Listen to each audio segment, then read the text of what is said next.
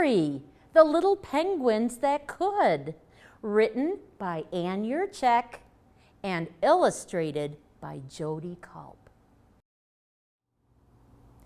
Chapter 12, Sleepover Penguin.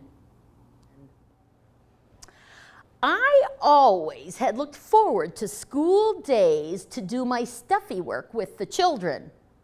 This is what Stuffies do best.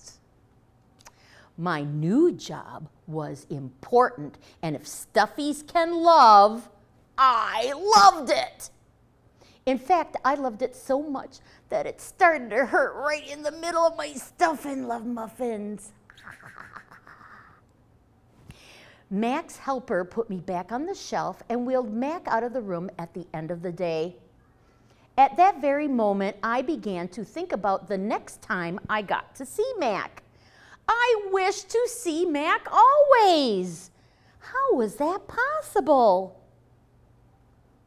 I could tell from his eyes, Mac wanted to see me too. Thankfully, Teacher is very wise.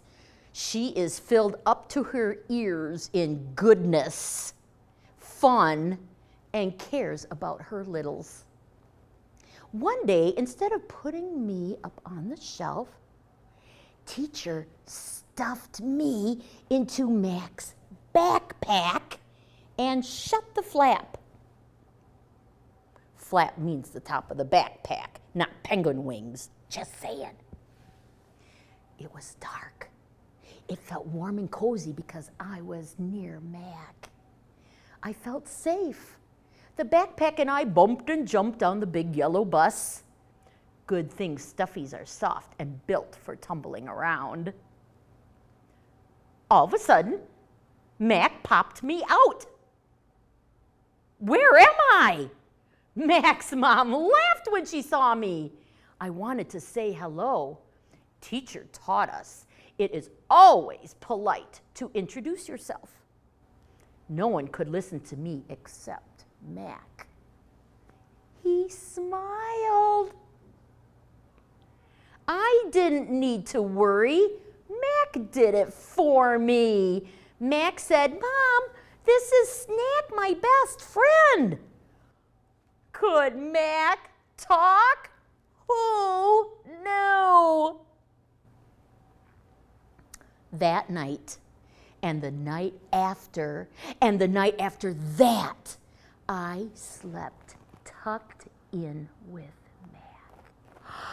Oh, I stayed for the whole weekend, Friday and Saturday and Sunday. Mac hugged me while we slept, and I stayed by his side during the day. On Monday morning, because Mondays are school days, Mac's mom stuffed me back into the backpack. Mac sat on his rolly chair as we went back to the kindergarten penguin classroom on the big yellow bus. No Stuffie had ever left the classroom. All the Stuffies were excited to hear about my adventure. There was quite a commotion amongst the Stuffies. "Where did you go?" Bear rumbled. "Who were you with?" hooted Owl. "Did you have fun?" woofed Dog. "Did you hide?" squeaked Hedgehog. "No," answered Snack.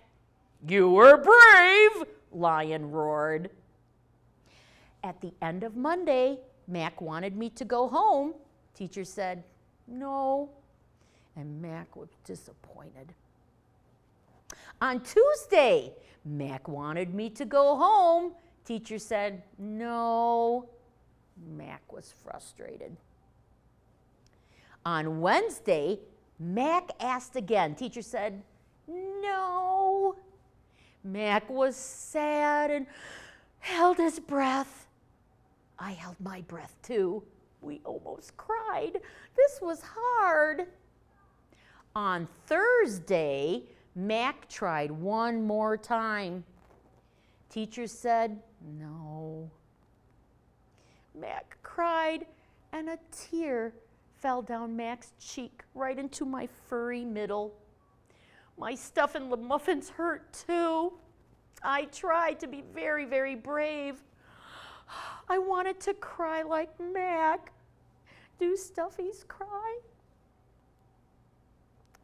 Every day, Mac wanted to bring me home.